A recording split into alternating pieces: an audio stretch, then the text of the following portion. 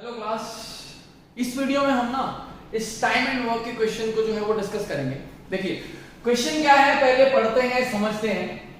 उन्होंने क्या कहा, A can complete a work in 32 days, मतलब ए किसी काम को 32 दिन में करता है।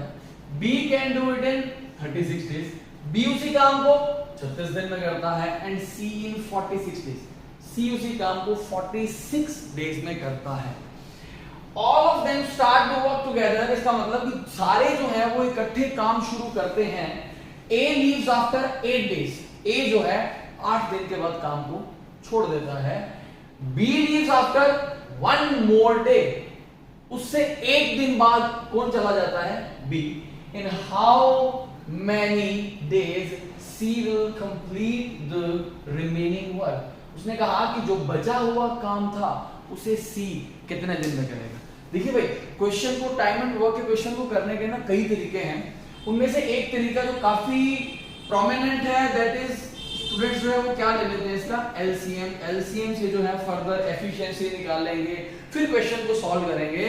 बट अगर हम इस क्वेश्चन को एलसीएम से करेंगे ना बॉस, देखो यहाँ पे 32 है, यहाँ पे 36 है और यहाँ पे 46 है बॉस। इनका हम एलसीएम लेंगे ना तो एलसीएम काफी बड़ी वैल्यू आएगी।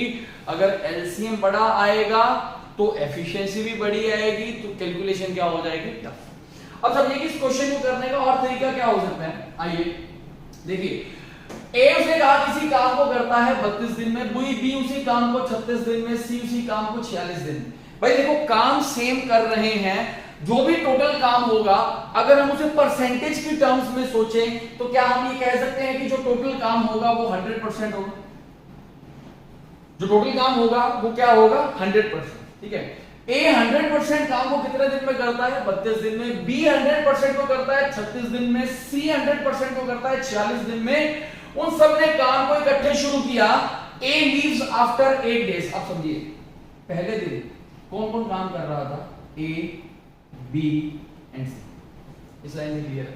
All of them start to work together. It means कि A, B और C तीनों ने काम को शुरू किया। अगली लाइन क्या लिखी है कि A leaves after 8 days, इसका मतलब 8 दिन के बाद A जो है चला गया। तो क्या हम ये कह सकते हैं कि पहले 8 दिन के लिए ही बिजनेस में A रहा, ये सुनो, समझ पा रहे हैं। ठीक है, उन्होंने कहा कि काम शुरू होने के 8 दिन के बाद ए चला गया, तो इसका मतलब ए जो है बिजनेस में या काम में कितने दिन के लिए रहा, 8 दिन के लिए रहा।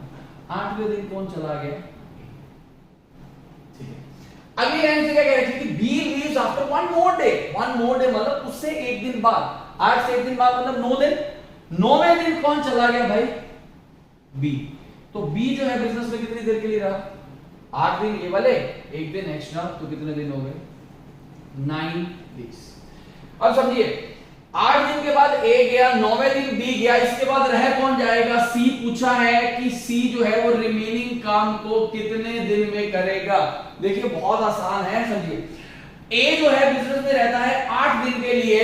हमें ये पता है कि ए जो है 32 दिन में 100% काम करता है।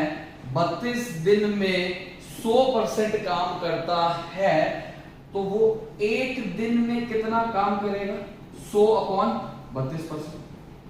100/32%। बट ए ने बिजनेस में काम कितने दिन के लिए दिया, 8 दिन के लिए।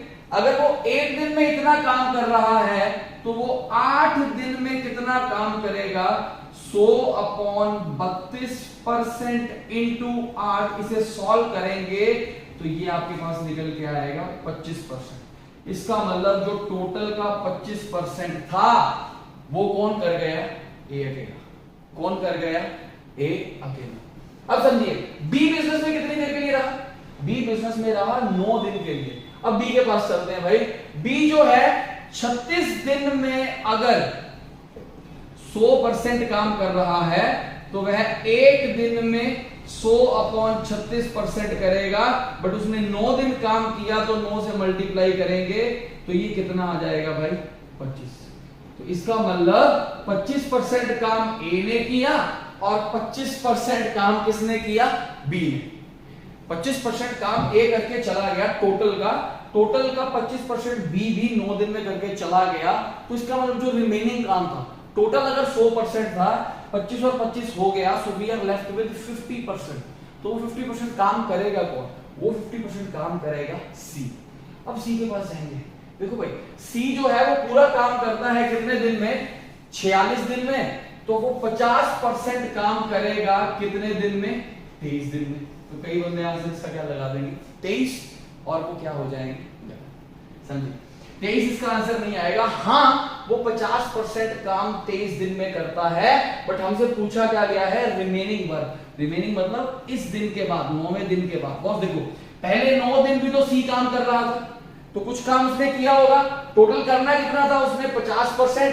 9 दिन वो यहाँ पे काम कर चुका है, टोटल कितने लगने थे उसको? 23। उस 23 में से हम 9 को क्या कर देंगे? माइनस। तो हमारा आंसर क्या आ जाएगा? 14। तो रिमेनिंग जो वर्क होगा वो कितने दिन में होगा?